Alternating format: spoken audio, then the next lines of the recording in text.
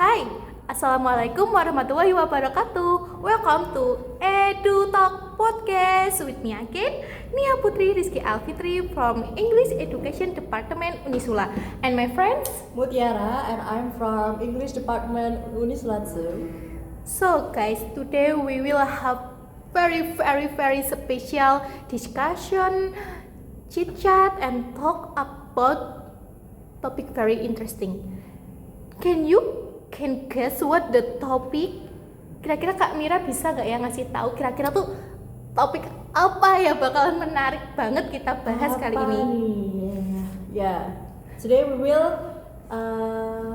share to you about interesting topic about barriers in classroom management in digital era. Wah, digital era teman-teman. Oke Kak, langsung kita babat habis tentang topik ini Kak. Oke, siap. Oke Kak Mira tuh sebagai calon pengajar di masa depan, VIJ guys, Kak Mira ini selain mahasiswa semester 6 di Unisula, Kak Mira tuh juga seorang pengajar loh guys. Kak Mira tuh kayak freelance tentor ya Kak? Iya, Kalau boleh tahu tentor apa Kak? Aku freelance jadi guru bimbel di Ayu Cerdas Indonesia. Keren banget kan? Jadi ayo setelah kita tahu background Kak Mira ini, kita bakalan tanya-tanya Kak Mira tentang apa sih digital classroom era itu sih Kak? Dan apa aja hambatannya? Oke, classroom management in digital era ini hambatannya ya, berarti kita fokus ke barriersnya. Pertama, ada yang namanya AI. Seperti kita tahu, zaman dulu dengan zaman sekarang itu sangat berbeda ya Kak Ali ya. Kalau sekarang itu ada digital, ya ada HP, ada tablet, ada AI bahkan yang Masya Allah perkembangannya ini unpredictable gitu. Iya, pesat banget ya Kak. Terus maka mau nggak mau guru itu harus beradaptasi sama manajemen di ruang kelas. Wah, berarti bakalan banyak banget nih ya Kak, kayak hambatan-hambatannya. Secara nih Kak, transisi dari zaman dulu ke zaman sekarang itu nggak segampang itu kan Kak? Kira-kira tuh hambatannya apa aja Kak? Hambatannya yang pertama, ya siswa itu jadi less effort lah istilahnya. Jadi kayak gampangin gitu ya Kak kasarnya. Gampangin, kayak apapun tugas itu tinggal generate AI. Terus habis itu yang kedua ada yang namanya cyberbullying kan. Karena cyberbullying ini tentunya bukan masalah yang cukup sederhana ya. Cyberbullying di era digital ini cukup complicated juga Kak Ali. Iya sih Kak, gara-gara Kak Mira ini bilang cyberbullying, aku jadi notice beberapa hal nih Kak. Kok bisa sih Kak cyberbullying tuh masuk ke permasalahan atau hambatan di digital management ini sih Kak? Oke, pertanyaan bagus sekali. Iya ya.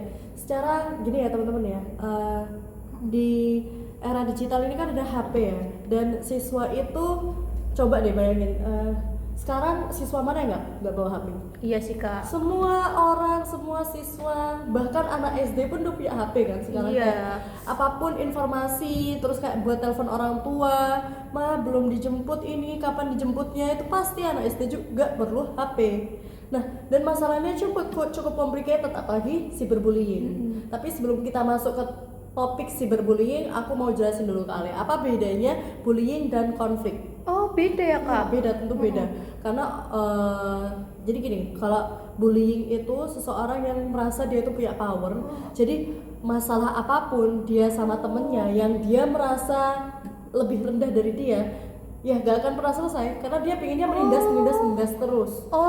Sedangkan kalau konflik itu dua orang yang bermasalah, tetapi pasti ada yang namanya solusi. Iya, dan mereka mau buat itu ya Kak, buat berdamai gitu. Oh, berarti kalau cyberbullying itu bisa dibilang kayak habit gitu gak sih Kak? Karena habit dia tuh merendahkan, dia suka merendahkan orang yang mungkin kastanya atau powernya di bawah dia gitu ya Kak? Dia merasa kalau semua yang dia miliki itu permanen, dia bakalan jadi orang yang punya power selamanya gitu. Dan ya tadi maaf, pertanyaannya kalian belum terjawab ya. Jadi apa hubungannya cyberbullying sama classroom management? Iya Kak. Jadi hambatannya ya tentu siswa jadi less fokus gitu, gara-gara misalkan ada siswa yang kena bullying ya, Mm-mm. dia kena bullying di chat gitu, di platform gitu, akhirnya terbawa gitu, terbawa sampai ke kelas, soalnya dia kan selalu sama HP nih, jadi dia ngecek terus, akhirnya less participation gitu di kelas itu, nggak berpartisipasi di dalam kelas dengan secara maksimal.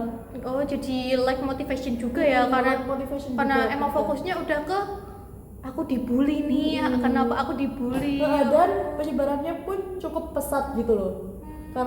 Misalkan ada pembuli ya, dia itu mau bully anak satu ini, dia kalau mau ngajak temennya itu lebih cepat karena ada teknologi sekarang, tinggal share video apa kayak dia lagi ditindas gitu, di share terus Iya. diketawain temen-temennya, itu kan juga termasuk bullying ya, walaupun temennya nggak ikut menindas dia, tapi ketawa pun Ikut merasa senang, berpartisipan.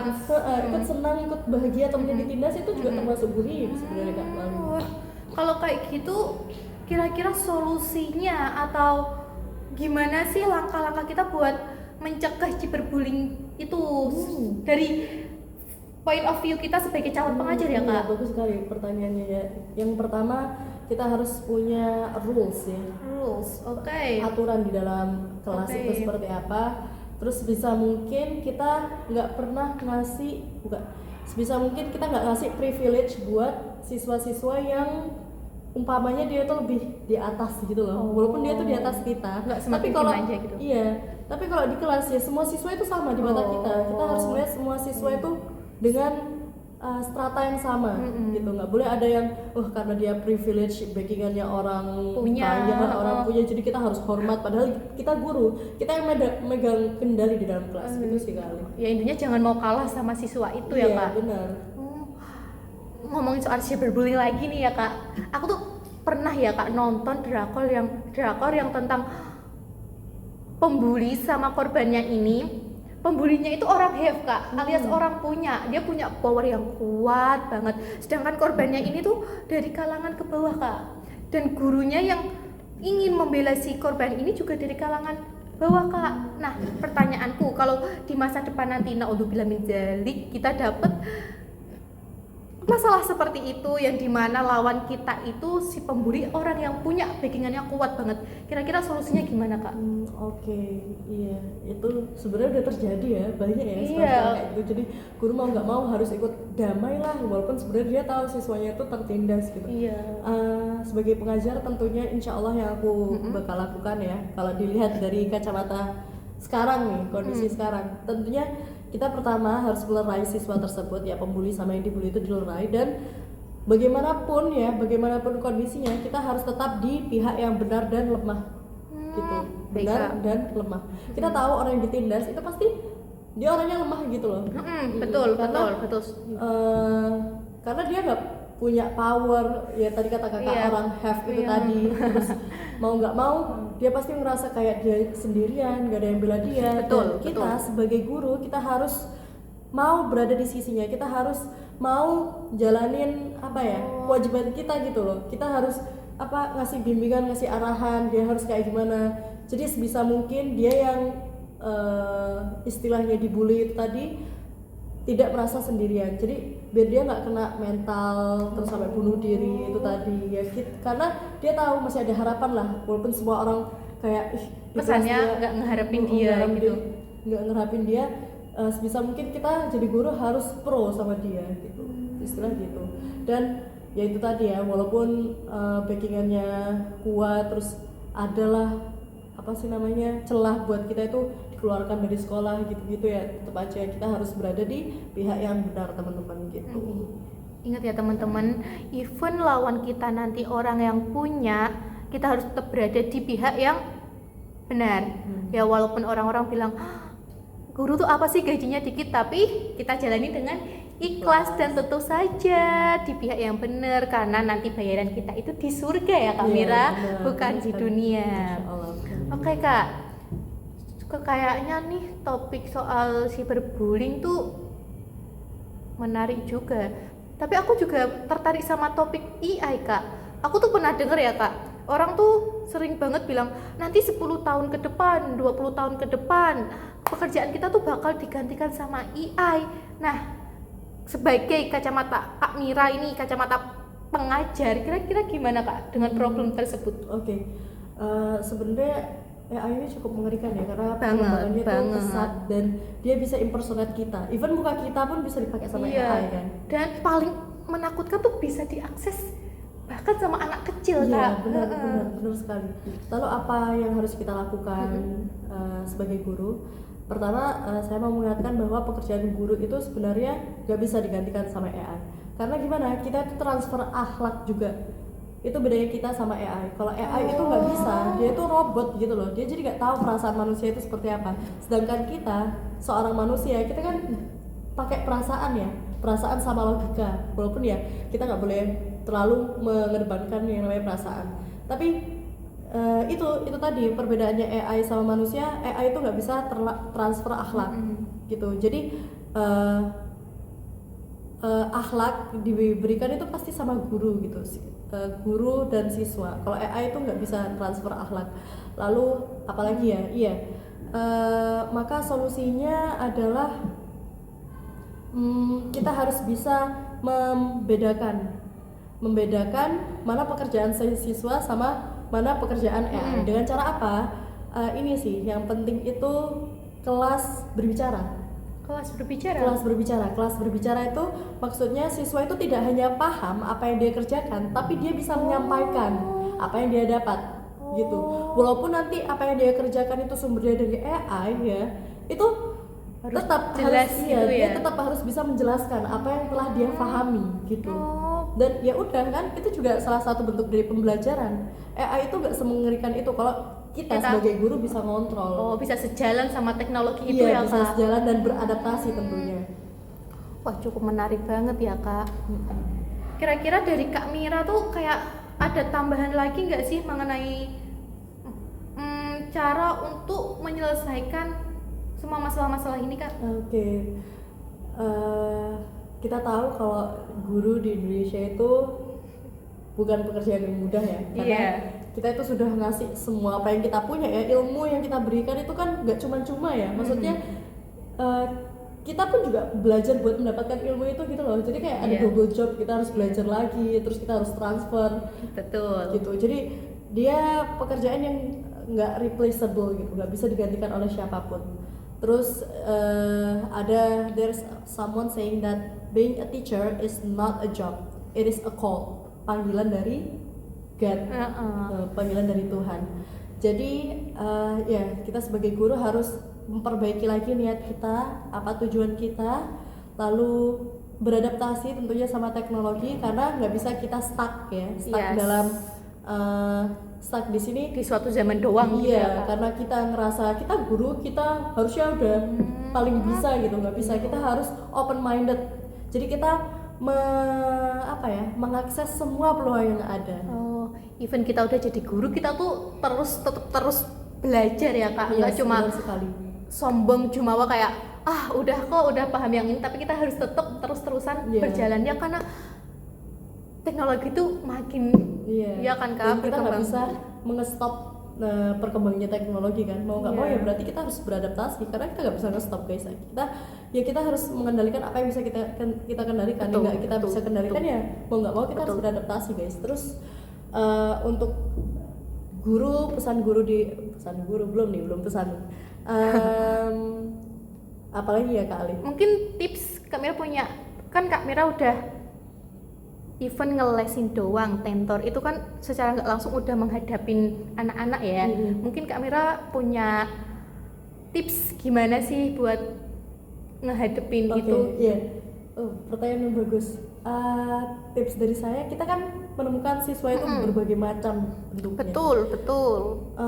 Apa yang bisa kita kendalikan dari diri kita, karena kita nggak bisa memilih siswa siapa, siswa seperti apa yang akan kita ajar. Ya kita harus memberikan yang terbaik untuk siswa. Karena aku mau cerita dikit nih. Boleh tentu Kak. Dulu pas aku jadi guru, pikiranku tuh Slurry like what? Jadi kayak apalagi aku masih mahasiswa kan, jadi aku pengen explore semuanya dan tetap punya penghasilan gitu, nggak cuma kuliah doang, tapi aku pengen bekerja jadi guru dan punya something to gain money lah istilahnya gitu.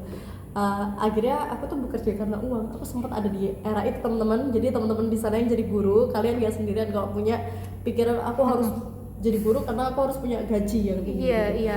Gak Sebenarnya apa-apa. Gak Itu apa-apa. fase kita semua kok Itu teman-teman. fase kita semua. Kita tuh emang ya lumrahnya manusia aja, pasti mengharap imbalan. Even kita udah bilang ikhlas, tapi tetap aja teman-teman in this economy siapa sih yang nggak Iya, butuh benar. gaji Benar sekali. salary? Lalu akhirnya aku tuh karena bekerjanya karena uang ya, karena aku tuh akhirnya aku itu nggak pakai hati. Nggak pakai hati Iya. kak? Kamu ngerasain Jadi, ya kak? Aku ngerasain aku kerja nggak pakai hati. Jadi mau gimana pun bentuk siswaku tuh aku ya udah, misalkan dia nggak paham sama sesuatu, bukan kalau nggak paham sesuatu ya aku masih harus ngajarin sih. Maksudnya dia kayak aku nggak mau les Miss, aku lagi pengen main terus gitu. Ya udah pokoknya dia tetap tak paksa, mau nggak mau dia harus les gitu loh. Jadi aku jelasin apa yang sebagai kewajibanku gitu, untuk menuntaskan kewajibanku. Akhirnya aku jelasin materi saat itu juga, tapi dia nggak paham, tapi dia nggak dengerin aku. Tapi aku kayak juga nggak berusaha buat memahami dia. Pokoknya ya kewajibanku tuntas. Yang penting gitu aja. aku udah kejar target Iya, gitu aku ya. udah kejar target, terus aku ya udah itu gitu aja gitu. Terus habis itu semakin lama pas aku dengar dari Pak Kurniawan itu, kita kalau jadi guru itu harus sabar. Iya, Ya, harus sabar. iya, Terus tentu. kita harus gimana ya, punya chemistry lah sama siswa. Dan aku betul. disitu tuh langsung sadar, oh iya aku sama siswa-siswaku nggak ada yang sampai punya chemistry gitu loh. Kayak ya udah, kita tuh guru sama murid, padahal guru itu bisa berperan sebagai sahabat juga. Iya betul kak, kita tuh role model banget sih kak, role model banget. Kita bisa jadi psikolog bahkan, orang tua, saudara, Iya, benar-benar. semua kita bisa Iya, kak. kita bisa jadi Kita bisa jadi apa Kalau lagunya saja. Cowboy Junior masih ingat gak?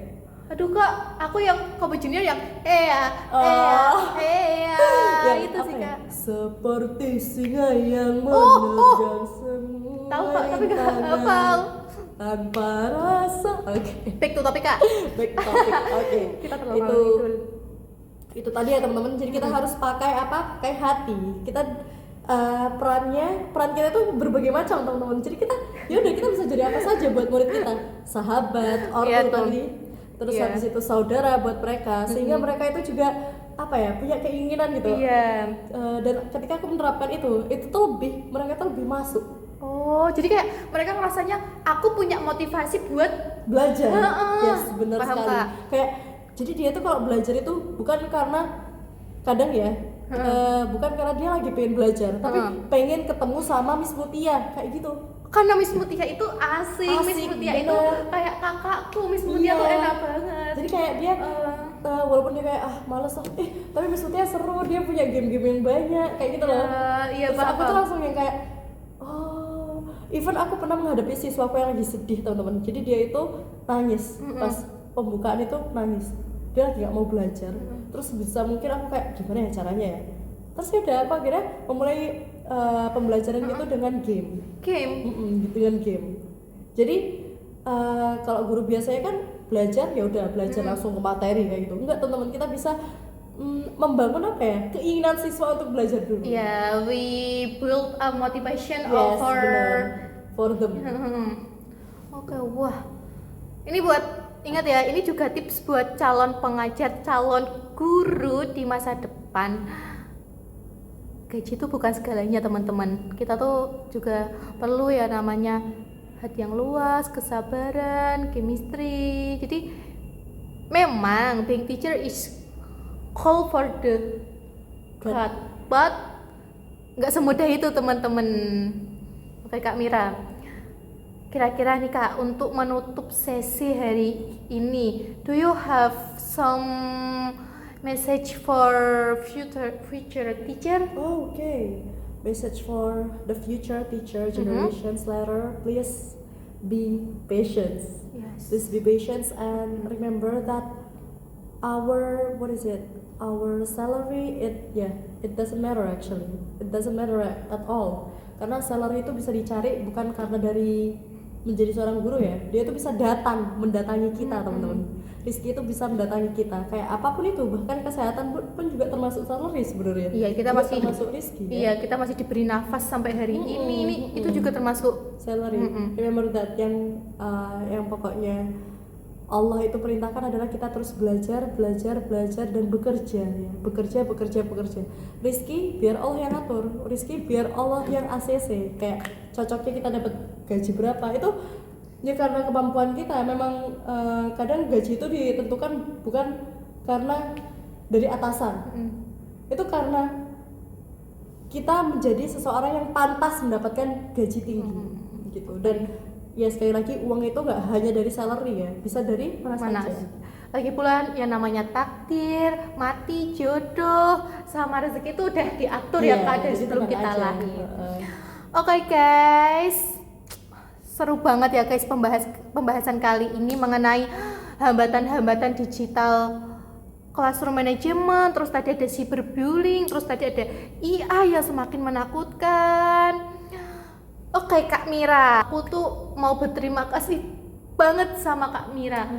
Terima kasih banyak ya Kak Mira karena udah menyempatkan waktunya untuk hadir dan mengisi podcast EduTalk kali ini dengan isian yang benar-benar berdaging banget untuk aku, untuk penonton semuanya, dan untuk calon-calon pengajar Kak.